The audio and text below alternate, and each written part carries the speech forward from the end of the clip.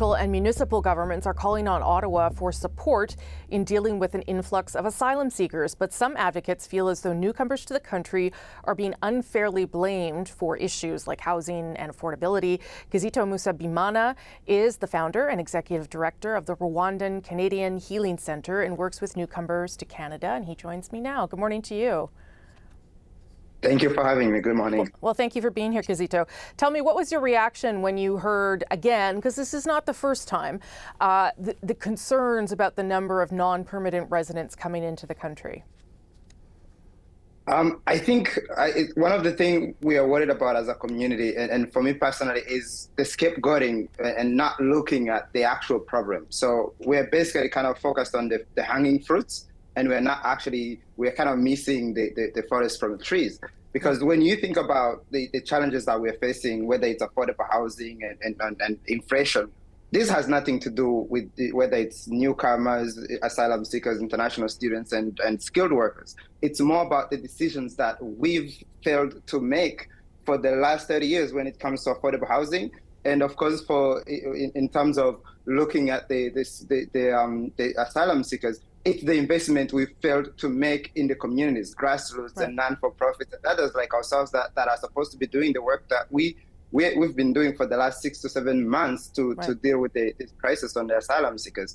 So when it comes to the decisions on the federal and honestly, it's at all levels, including the municipality, to say, okay, let's cap the numbers so we can actually deal with what we have first. I think that is really scapegoating, doing the easy thing, and not really understanding that we need to go through this. We need to face the music, and we actually need to tackle the real problems. Because for me, as our organization is also doing work on affordable housing, when you go on the ground and you talk to developers, you know that they're looking for these people, whether it's international students or skilled workers. We need more people because what used to take a year and a half to do, it's taking them 3 to 4 years to develop because they don't have skilled workers. Right. So again, go ahead. Well, I was just going to say, Kizito, I can see you're passionate about your work. What the asylum seekers that you're working with now, what is the situation for them right now when they get to Canada in terms of finding a place to live, for instance?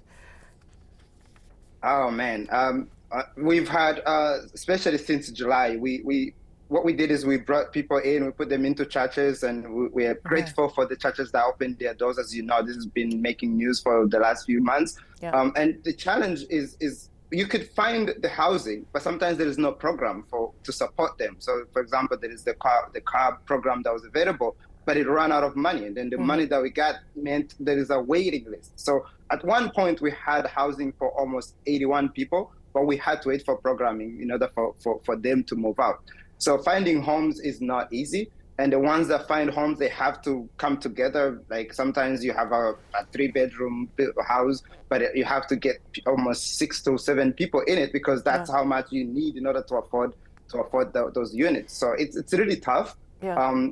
And at some point, we've just decided, like some of the churches wanted to close doors by the end of the year, and they have now continued because people don't have a place to go. You have shelters that are full, warming centers that are full. You have list pits that are also full. So what do? We have to continue to do the work that the federal government is supposed to be doing without investment, without any funding. We're just scrapping and trying to do our best and having people do overtime in volunteering hours. Yeah, well, to be fair to Ottawa, they have sent a large amount of money to Quebec, although they seem to be considering doing more, and they have sent some to Toronto, although, as you know, the mayor is asking for more. I hear what you're saying about scapegoating immigrants.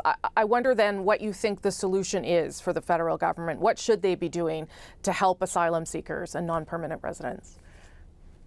Wonderful question, and I think that's something everybody should be asking themselves. For example, when you think about the asylum seekers, if we can do more on developing units, right? And we're talking about now, when you talk to developers once again, the cost to develop is higher than what they actually get in return. They are, the investment in return.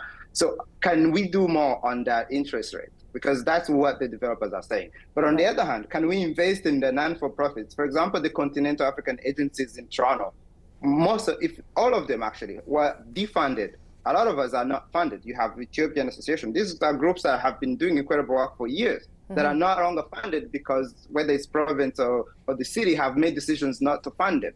So as a result, our people ended up on the street because naturally, traditionally, they would have been supported by those groups. So funding the agencies on the ground where these newcomers can come and actually find support would be one thing. On the other hand, instead of capping and kind of punishing provinces, because maybe provinces and the federal government are not on the same page, what we believe they could do is actually the federal government could partner with these universities and actually do affordable housing development. Similar, we are about to do that, and we're a non-for-profit that have never been in the affordable housing business, but we are looking forward to actually doing that. Why can't they do that? So if a university, I saw a study on your website, if a university is requesting 5,000 students, then require them to house at least three-fourths of that, of those individuals that are coming in, and then do the work together to actually develop the units to house them. I think we have to really do the hard thing and not so focus on doing the